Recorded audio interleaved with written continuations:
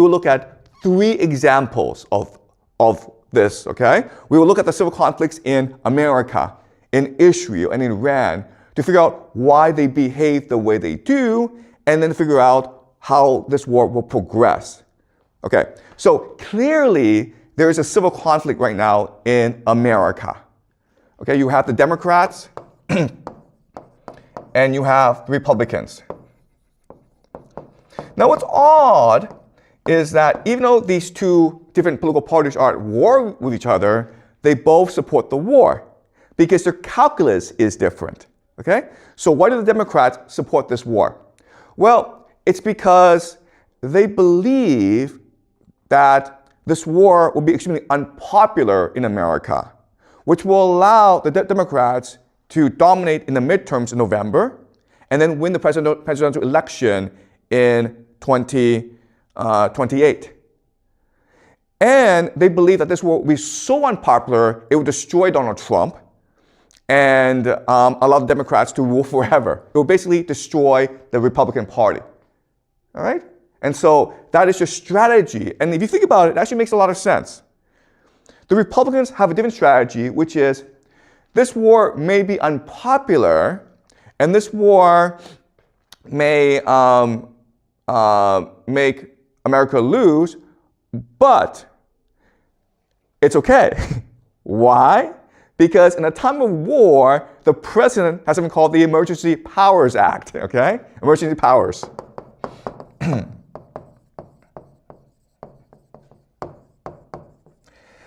Emergency powers allows the president to essentially suspend the Constitution and to suspend or delay elections. Also, the Republicans want to pass something called Save America Act. Okay? The Save America Act, which means that if you are a voter, you must present ID in order to vote. And you think that this is, well, reasonable, but historically, the idea of checking ID is a way to discriminate against minorities, right? To have police officers there to scare minorities. And that's traditionally how racism was enforced in America.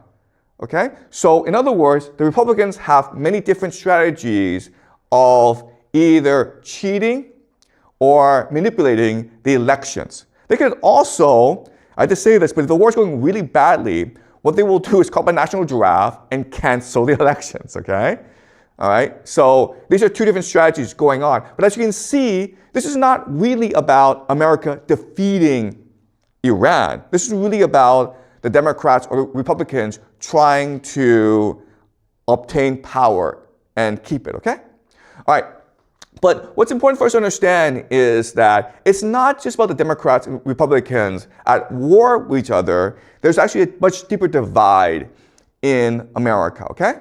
And this divide is a conflict between the elite and the counter-elite. Remember how we introduced the idea of elite overproduction, right? This is the Peter Turchin idea. And he argues that what leads to civil war is that you have too many elite who want to be the ones in power. Power is a zero-sum game, and therefore, when you have elite overproduction, they have to go to war against each other in order to have the power.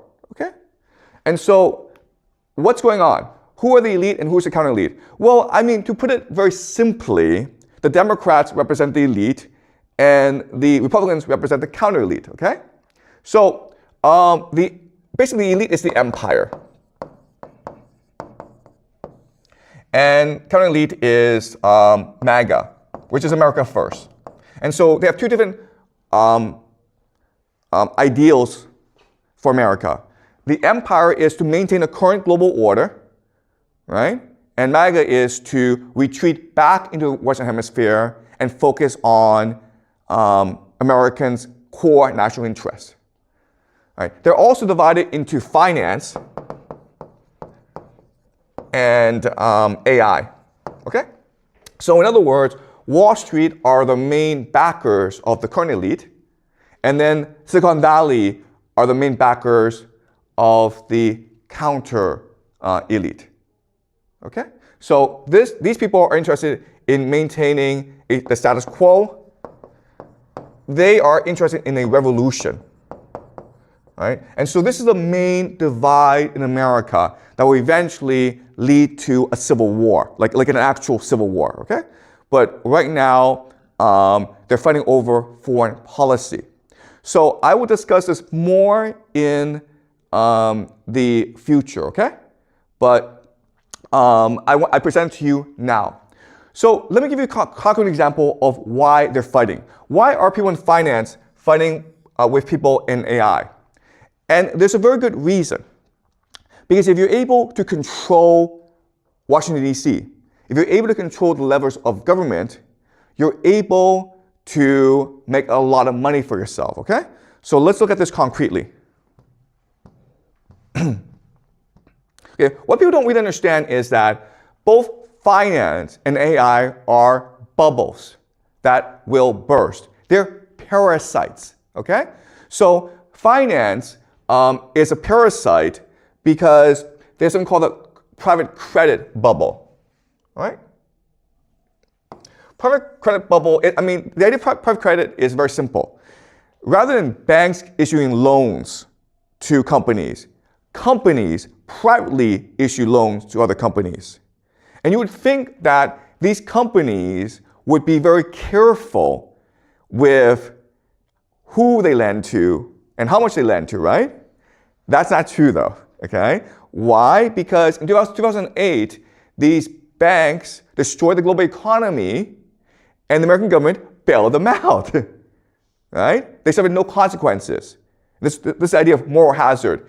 If you do not suffer consequences for your stupidity, well, you're just going to be more stupid in the future. Okay? So these companies believe that we control Washington, D.C., therefore we can be as risky and stupid as we want. So they're giving out lots and lots of silly loans to companies because they collect a fee for these loans, right? And then when these loans don't actually work out, meaning the companies go bankrupt, what they do is they say, oh, we'll lend you some more money to keep afloat, okay? So now this problem has reached about $2 trillion. And so they think that, okay, well, worst case scenario, the government will bail us out if we all go bankrupt because we're too big to fail. And all our friends are in government. Okay? That's their mentality. And in 2008, that worked. But there's a problem today, which is there's also another group that's doing the same crap, okay? And it's called the AI bubble. All right, so if you look at AI bubble, you got companies like Microsoft, OpenAI, Oracle, NVIDIA, okay, lots and lots of different companies. And the way they operate is they just lend money to each other, okay? It's like, I give you $1 billion, then you give me $1 billion, and now we have $2 billion. Okay? It's a circle jerk. And it's getting a lot of money from the GCC and other investors. The problem, of course, is what's happening in the war, right? So if the GCC can no longer put more money into this bubble, then eventually this bubble will have to burst. But they're like, that's okay. Why? Because we control Trump. We control the White House.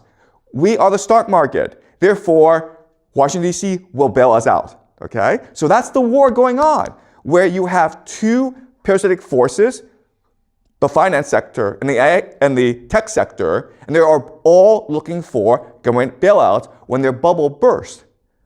But the government doesn't have infinite money. It can only bail out one side, right? So they're going to fight over with the government. They're going to fight over who bails who out, okay? If the Democrats can win